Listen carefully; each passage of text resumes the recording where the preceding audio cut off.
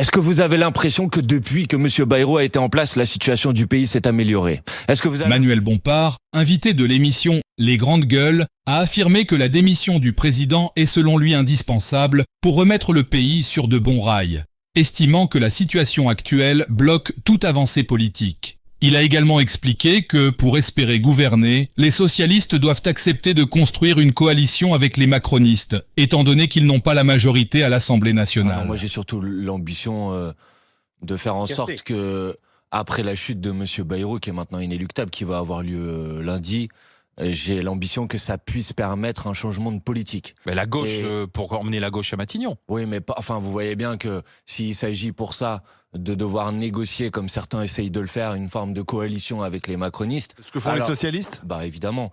Alors ça se traduira pas par un changement de politique. Donc moi, la question à laquelle je réfléchis et sur laquelle je travaille, c'est comment on fait en sorte de changer de politique. Parce que si on continue dans la politique qui est en place dans ce pays depuis maintenant des années et des années, on va dans le mur et tout le monde le sait. Regardez où on en est. Et pour changer de politique, il faut changer de président ? Bah, je crois, parce que regardez, l'année dernière, il y a eu une dissolution de l'Assemblée nationale. Les Françaises et les Français sont allés voter. Majoritairement, ils ont voté contre la politique de M. Macron. Et en vérité, M. Macron n'en a pas tenu compte. Il a fait des combinaisons politiciennes pour mettre en place la continuité de cette même politique. Donc je pense que si on veut permettre aux Français de choisir quelle doit être la politique qui va être mise en place dans ce pays, après ils choisissent la politique qu'ils veulent. Mais je crois qu'il faut leur redonner la parole. Et leur redonner la parole, je pense que ça passe par une élection présidentielle anticipée. On n'y est pas, il y a le vote de confiance lundi. Et puis il faudra sans doute, bien sûr, imaginer l'après-Bayrou très vite. Les socialistes, vous les accusez de préparer une coalition avec la droite. Vous êtes de mauvaise foi parce que les socialistes disent « Non, nous, si on va au pouvoir, c'est sans la droite, sans les macronistes ». On n'utilisera pas le 49.3, mais en échange, on demande à tous les groupes de composer. Donc, on essaiera de trouver des textes qui peuvent trouver des majorités. Bah, c'est ce qu'ils disent. Oui, c'est ce qu'ils disent eux, oui. Mais je suis pas de mauvaise foi. Je vais vous dire pourquoi. Parce que évidemment que si vous voulez un accord de non-censure, il parle d'accord de non-censure. Mais il faut négocier un accord de non-censure. Et il faut négocier un accord de non-censure de telle sorte à pouvoir avoir une majorité de députés à l'Assemblée nationale qui acceptent de ne pas vous censurer. Bon. Et donc cet accord de non-censure, quand vous êtes le Parti socialiste avec moins de 70 députés à l'Assemblée nationale, vous devez le négocier avec d'autres groupes, et notamment le négocier avec les groupes macronistes. Parce qu'il y a donc me dites pas qu'il ne s'agit pas d'une coalition. Non. S'il y a une négociation sur un programme, mais parce qu'il n'y a pas de majorité. Si vous étiez vous les insoumis au pouvoir, vous feriez la même chose. Non, pas du tout. Ah bon? Non. Alors comment vous ferez alors? Je viendrai devant l'Assemblée nationale, je présenterai le programme sur lequel nous avons été élus devant les électrices et les électeurs, et après, je demanderai le vote de confiance. Comme le fait M. Bayrou. Vous ne l'auriez pas? Et ben voilà.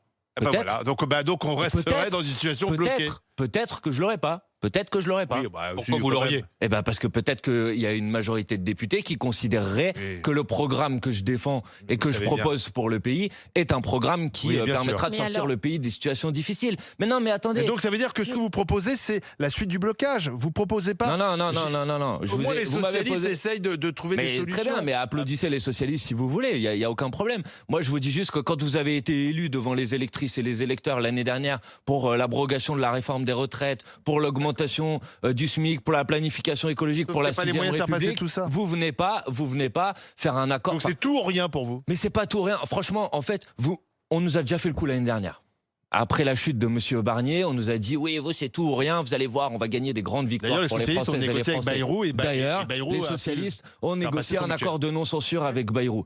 Monsieur Truchot, est-ce que vous avez l'impression que depuis que M. Bayrou a été en place, la situation du pays s'est améliorée? Est-ce que vous avez l'impression que le Parti socialiste a gagné les grandes victoires que les Françaises et les Français? Est-ce que vous avez l'impression qu'en termes de pouvoir d'achat, la situation s'est améliorée? Est-ce que vous avez l'impression qu'en termes économiques, la situation s'est améliorée? Est-ce que vous avez l'impression qu'en termes de chemin vers la transition écologique, puisque c'était quand même un des axes majeurs de la campagne que nous avons menée l'année dernière, les choses se sont améliorées? Évidemment non. Donc moi, c'est pas que je veux pas débloquer la situation, c'est que je veux pas semer des illusions.